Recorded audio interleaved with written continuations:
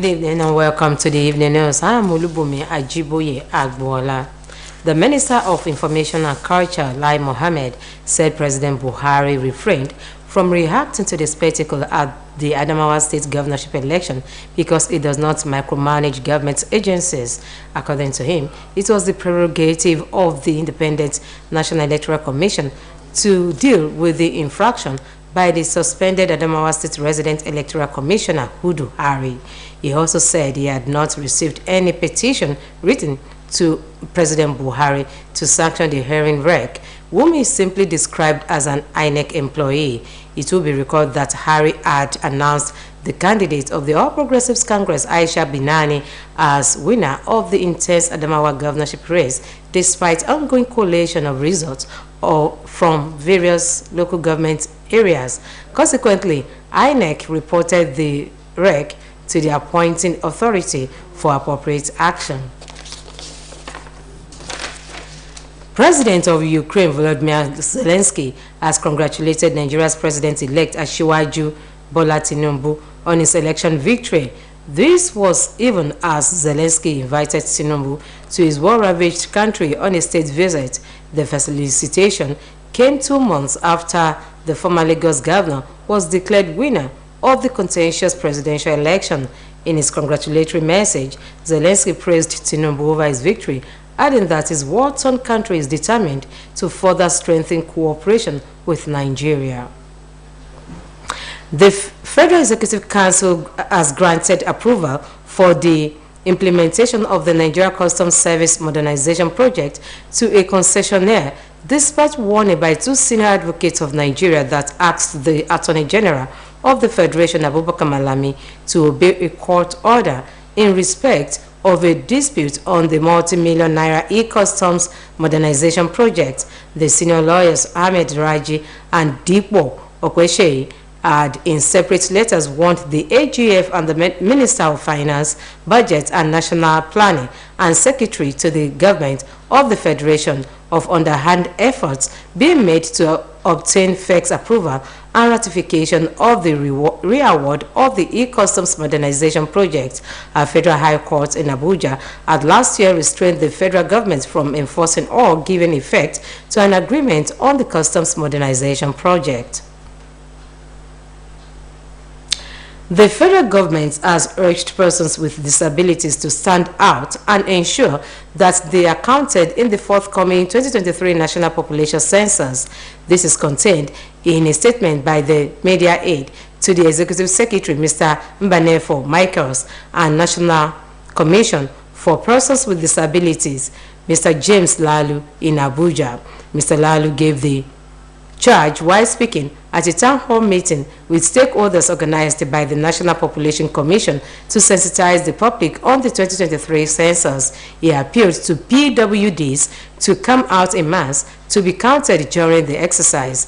According to him, the participation of PWDs in the forthcoming population census will give them a sense of belonging.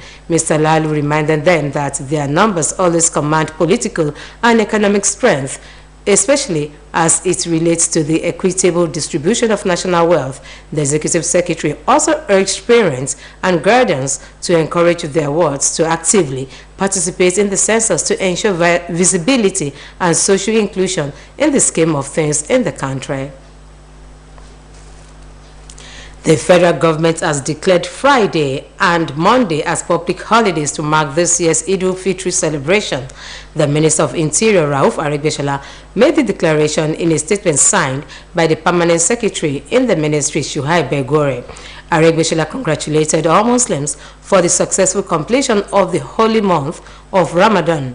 Meanwhile, the Federal Road Safety Corps has mobilized logistics and personnel for the Eid al-Fitr celebration to enhance visibility and guarantee safe travels for all road users before, during and after the celebration in Nigeria. This is contained in a statement signed by the Corps spokesperson BC Kazim. The mobilization has been scheduled to commence from April 20th and terminate on April 25th, 2023. The Corps Marshal FRS Dauda Biu mandated reduction in road traffic crashes, road traffic fatalities, and road traffic injuries. Meanwhile, Osun State Commissioner for Police, Patrick Longe, has reassured the people of the state and all travelers of the readiness and preparedness of State Command to guarantee safety of lives and property in all major and strategic locations during the period and beyond. A statement by the State Police Public Relations Officer SP Yemisi Opalola assured the people of the state that the command will continue to work assiduously to make the state a sanctuary for all people to reside. It appealed to members of the public to cooperate with the security personnel detailed for assignments to curb any act of crime and criminality. He enjoined members of the public to comport themselves in accordance with the provisions of the law, as police personnel will be deployed for special duties at the mosque, Eid praying grounds, recreation, shopping centers, and strategic points to nip in the bud unforeseen criminal activities which may cause any breakdown of law and order. The lawmaker-elect for Olorunda constituency of Osun State, Honorable Olaide Ajibola, has pledged his resolve to always embark on programs that will be beneficial for the people, especially the youth. Honorable Ajibola stated this during his assessment visits to over 400 youth he sponsored on various apprenticeships. The lawmaker-elect, who was represented by the Director General of his campaign team, Honorable Miraina Adeyemi, expressed the need for youth to be productive, adding that empowerment is a key to youth restiveness. According to him, the over 400 youth sponsored to learn tie and dye, fashion designing, and cosmetology were drawn without political, religious, or ethnic inclinations. Speaking in the same vein, the co-coordinator of the empowerment scheme, Mr. Adekola Ajibola, appreciated Honorable Olaide Ajibola's initiative of taking the youth out of the street, thereby making them productive. Thrills, fun, and games TFG amusement park behind Mopo Bay Stadium area along West Bypass will be opened to interested members of the public during Eid al-Fitr celebrations and holidays. This was contained in a statement issued by the park's media and public relations consultant, Prophet Aderinwale Adegboyega, on behalf of the management.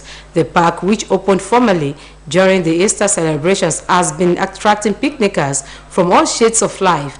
The statement indicated lots of goodies, fun, and games are in place for interested members of the public. And moving on to sport, the floodlights inside the dilapidated sporting arena has collapsed following a downpour at the National Stadium in Lagos. An athlete, Temitope Oloyede, who was at the stadium for his routine training, told newsmen that they took cover in one of the buildings at the stadium because of the heavy rains and windstorm, and heard a loud noise, not knowing that it was the floodlights that had collapsed. He also urged the government to immediately renovate the edifice to avoid a future disaster. While on the foreign scene, the chief of staff for Mali's interim president, Umar Traore, and 3 others have been killed in an ambush. The ambush took place in the rural area of Nara in Mali's southwestern Kukoro region. A driver who was traveling with the delegation is reported missing. Mali is one of several West African countries battling armed groups during the past decade. Rebels linked to Al-Qaeda and ISIL armed group have seized swaths of territory across the region, killed thousands and displaced millions. In January, 14 Malian soldiers were killed and 11 wounded in 2 separate attacks in central Mali after their vehicles struck explosive devices. Frustrations against the authorities' failure to quell the violence have spurred 2 military takeovers in Mali since 2020. And that ends the evening news on OSBC TV. Join us at 7 for the major reports. Good evening.